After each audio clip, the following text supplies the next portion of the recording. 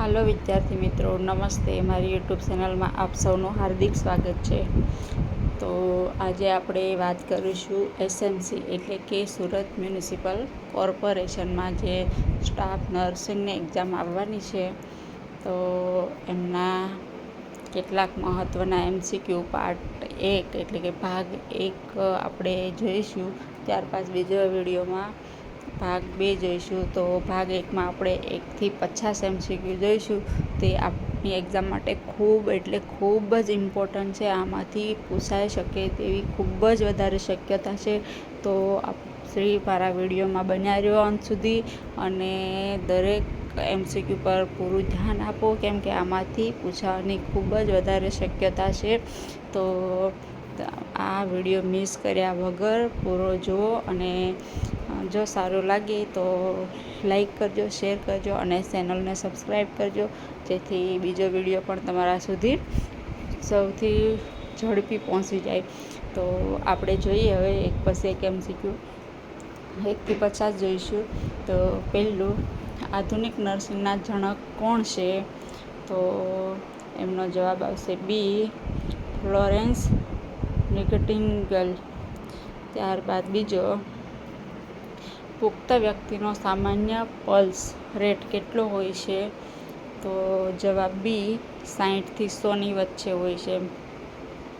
ત્યારબાદ ત્રીજો, સામાન્ય બ્લડ પ્રેશર કેટલું હોય છે? સામાન્ય બ્લડ પ્રેશર તો 80 થી 120 અથવા 120 થી 80ની વચ્ચે હોય છે. દર્દીની ઓળખ માટે સૌથી વિશ્વસનીય રીત કઈ છે? તો સી, નામ અને હોસ્પિટલની ID. ત્યારબાદ પાંચમો, હાથ ધોવાનો મુખ્ય હેતુ શું છે? તો બી, ચેપ અટકાવવા માટે. છઠ્ઠું, IM ઇન્જેક્શન માટે સૌથી સુરક્ષિત સ્થળ કયું છે? તો બી, વેન્ટ્રોગ્યુલેટર. સાતમો,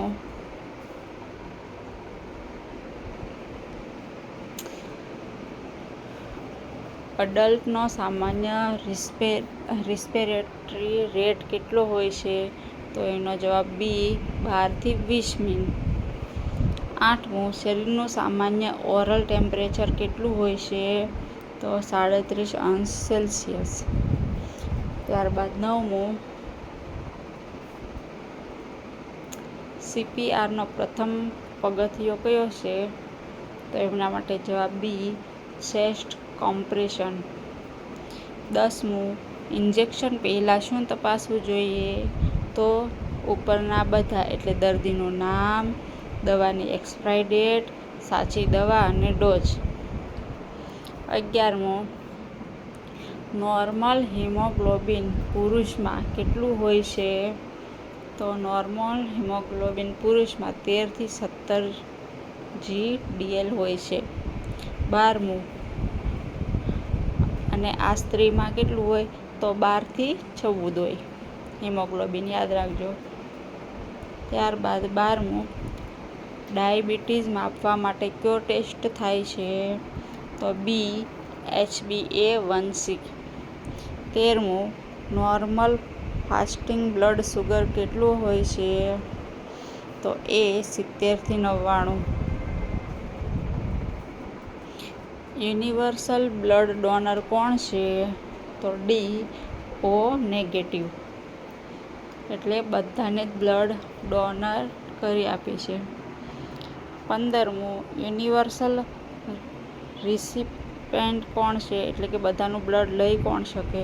તો સી, AB પોઝિટિવ. ત્યારબાદ 16મું, વિટામિન Cની ઉણપથી કયો રોગ થાય છે? તો એમના માટે બી, સ્કર્વી. 17મું, વિટામિન Dની ઉણપથી શું થાય છે? તો રિકેટ્સ, સી. ત્યારબાદ 18મું, નોર્મલ ઓક્સિજન સેચુરેશન SpO2 કેટલું હોય છે? તો 95 થી 100%. ત્યારબાદ 19મું, BCG વેક્સિન કયા રોગથી બચાવે છે? તો બી, ટ્યુબેરક્યુલોસિસ. ટ્યુબરકુલોસિસ એટલે કે ટીબીથી. 20 ORSનો મુખ્ય ઉપયોગ શેમાં થાય છે? તો બી ડિહાઇડ્રેશન. 21 નોર્મલ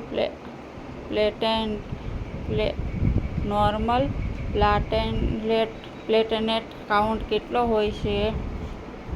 તો બી 1.5 થી 4.5 લાખ. 22 ECG કયા અંગની તપાસ માટે થાય છે? તો હાર્ટ માટે. 23 આઈવીનો સંપૂર્ણ અર્થ શું છે? તો ઇન્ટ્રાવેનસ. ત્યારબાદ 24 નોર્મલ યુરિન આઉટપુટ કેટલું હોય છે?